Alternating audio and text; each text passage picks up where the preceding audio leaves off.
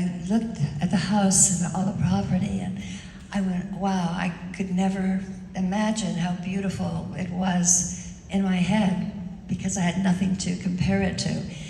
And I walked around when I got out of the car, and I just looked, and I said, now I see why he loved it so much. And he said he would never sell it. So it was really a beautiful sight.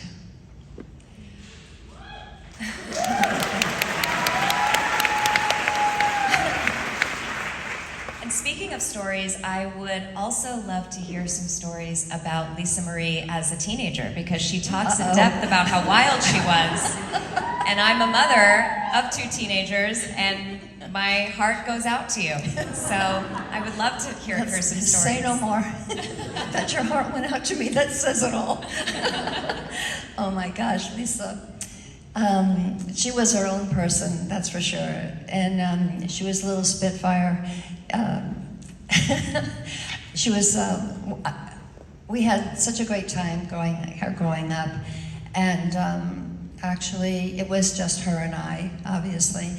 Elvis had passed, and I tried very much to keep her busy. I took her to Europe, and I took her actually out of school because the kids at school were asking questions, and I asked the teachers to please put any paper away that it comes out about Elvis passing, and stories about us, and just to keep her out of the limelight of all what was going on. This is when Elvis passed. So it was good for her to get away, to go into different countries, and we went everywhere. We went into every toy store especially, and I got her all the toys and 2 suitcases coming back.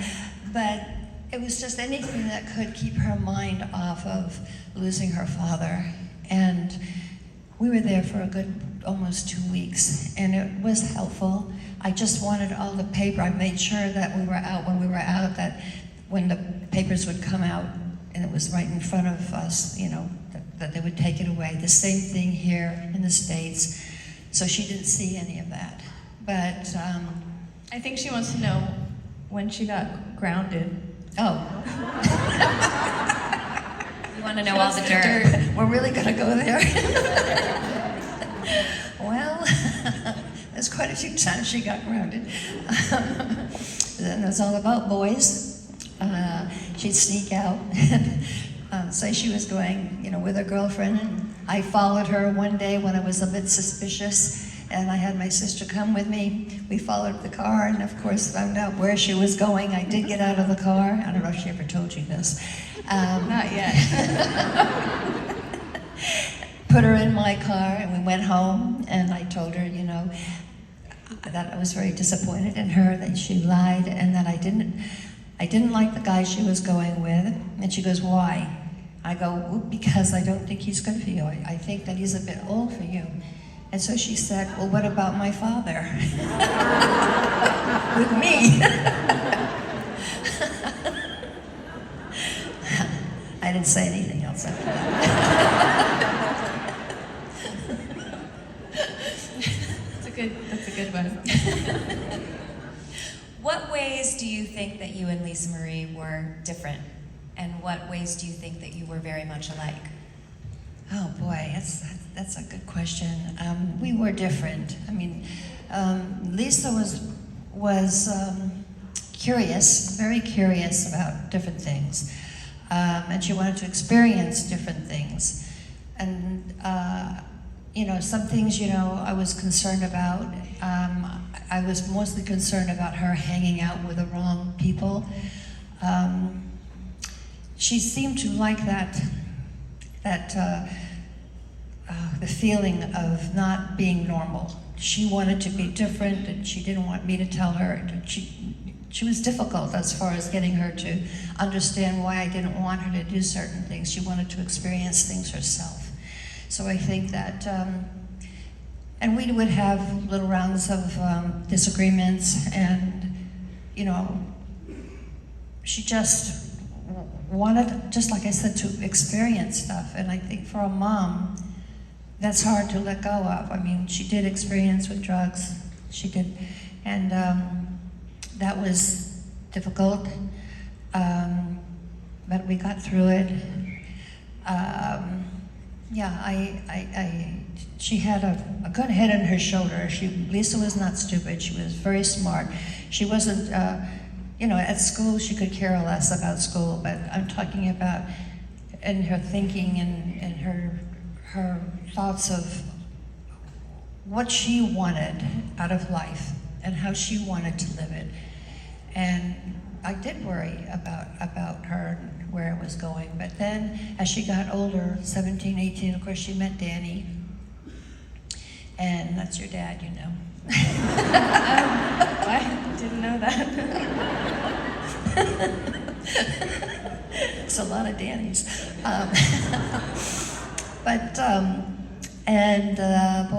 She fell in love with him, and he was such a great dad, a really great dad, a great couple. Lisa started getting into taking drugs, and at that time things got bad, and she met the you-know-who, Michael Jackson. I wasn't happy about that either. She said, "Mom, I'm going to see Michael." And I go, "Okay." But I said, she goes, "What's wrong with you? Why don't you like him?" And I said, "I just don't like him." She said, "Well, why?" And I go, I don't know. All of a sudden you two meet, and then you tell me that he wants to get married. And I know he was a big Elvis fan. I knew why he wanted to marry her. Did I ever tell you this? No. Okay.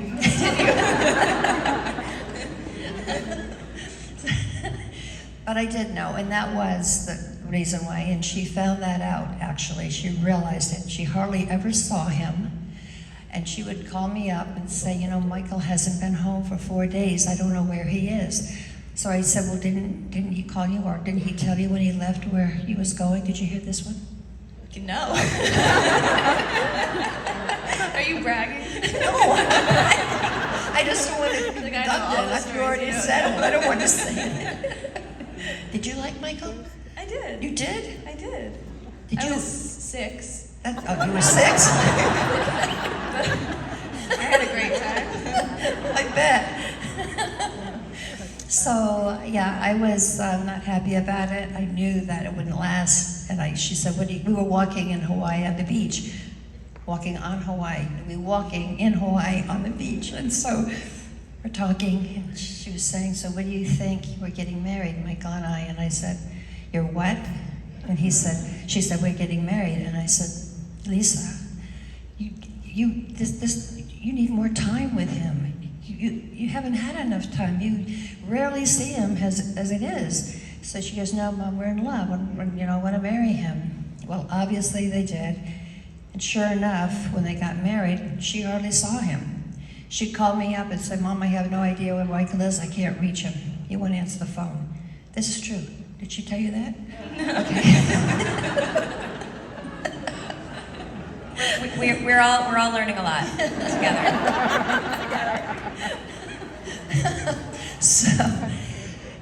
So anyway, Lisa did find out, the fact that she couldn't find him, the fact that, he was a lot different than, who she expected him to be, and called me up one day and said, "Mom, you were right. I really want to get a divorce." And so I didn't want to rub it in, so I said, "Well, okay, do what you need to do." Yes!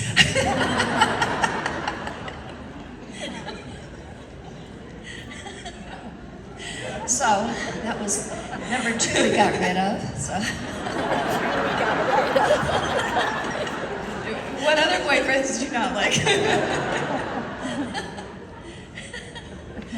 Well, we won't go there. What were your favorite memories of Lisa here in Memphis? Oh my gosh, she loved coming here because I wasn't here. She wanted to come to Grace on the Sunday. There's times I couldn't make it, but she didn't go to bed until like 3 o'clock or 4 o'clock in the morning. Delta Elvis's aunt who lived at Graceland. Her husband had died, so Elvis offered her to stay at Graceland. And she had, Lisa basically could do anything that she wanted. She didn't want to brush her teeth, she didn't brush her teeth. She didn't want to eat, she didn't have to eat. She wanted to eat something else, they'd go buy it. I mean, she ran Graceland. I would call her and say, you know, or call Graceland and ask Delta, her aunt, you know, so what's going on? Is Lisa in bed? Now I'm in California, and she said, well, she was supposed to go to bed. I go, but is she in bed? She goes, well, you know, she's, you know, she's Lisa. So I said, Delta, she has to go to bed at 1 o'clock. 3 o'clock is way too late. She goes, well, damn, hell, she's not going to listen to me, you know that. I couldn't win for losing. So she wrote the song Raven About You, which she talks about in the book. And She what? She wrote the song Raven About You, Yes. which she talks about in the book. What does that song mean to you? It means a lot. It really means a lot. When she had me listen to the song, it was very difficult because, you know, it was such a beautiful song. And we've had our little ups and downs, and we always, you know, worked it out. But that song, you know, touched me. Truly, it touched me. And it was her way of showing the love that she had for me. You know? I want you all to go home and listen to that song. Well. And this book touches so much on family and family dynamics and the seasons that we all go through, the ups, the downs. And I just want to ask you if we could have a check-in moment right now. Where are you right now? I'm here in Memphis on the Yes. stage. Hell yeah. Comedian over here. How are you and Riley, and how are you with your family, and how is your relationship with your family? You know, Riley and I never had all the papers that you have read that we're battling it out, we can't stand each other, blah, blah, blah. Have you read those? I have. Okay. It's pretty hard to avoid. What? So it was pretty hard to I avoid. know. And, you know, I'd walk and see the cover of these papers saying that how you and I are arguing over the will, you and I are this, we don't get along. And that is not true. And I tell you, all those rag magazines, they're making money off of these lies. And Riley and I have always been very close, I think, haven't we? Yes, we have, always, thank you, always. But I want to thank you so much for coming out here and doing this. This has been such this an is honor. fun, I It want is. to go. She wants to stay. Stay. Well, there's actually, there are some questions from the audience that I think if we have time, I would love to read them out. Okay. This is for Riley. If you could spend one day with your grandfather Elvis, what would you want to talk to him about? And what do you want him to know about you? Oh. One whole day? One day. Oh, okay. I don't know. I think I would just want to spend time with him because I only know him through my family. And get to, I see if he fit the image I had of him in my head through her and my mom. I don't know what I would ask. What would you want him? How would you want him to spend the day with his family? What would you want him to see? Oh my gosh, first of all, how close we are. And of course, you know, the children, you know, her little Tupelo and my son and just the family. I think he'd be very, very pleased that we all get along. She's really hitting it home. She's like, we're all together. Kenny and Carter ask, what was the defining reason that Julia Roberts was chosen to narrate From Here to the Great Unknown? I think I was given a list of actors who could read my mom's voice, and I think it was her voice from my memory just felt really honest.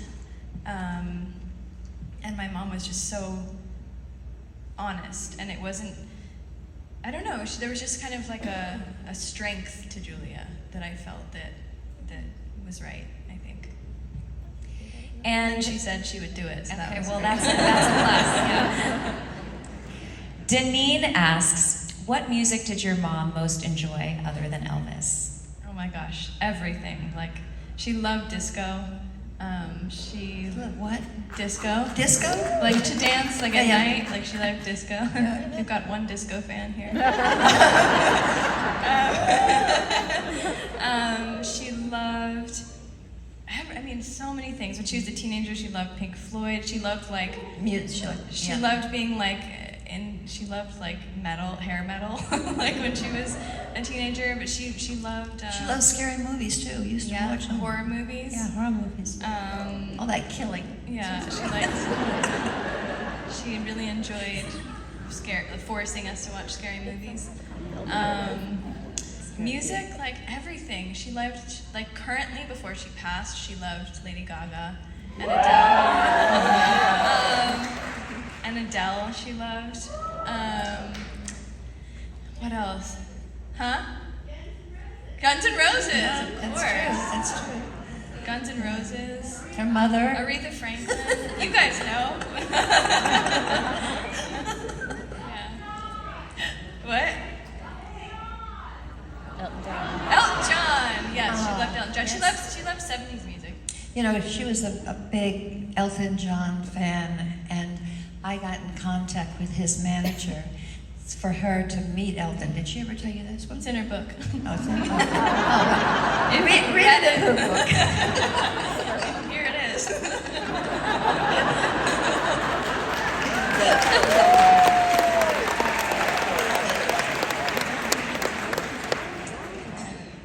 Continue. So we are, on that note, it is actually time to wrap this up, but I just want to give Priscilla I mean, we can stay. I can sing, I can dance. I mean, I'm down. I'm very down to stay here.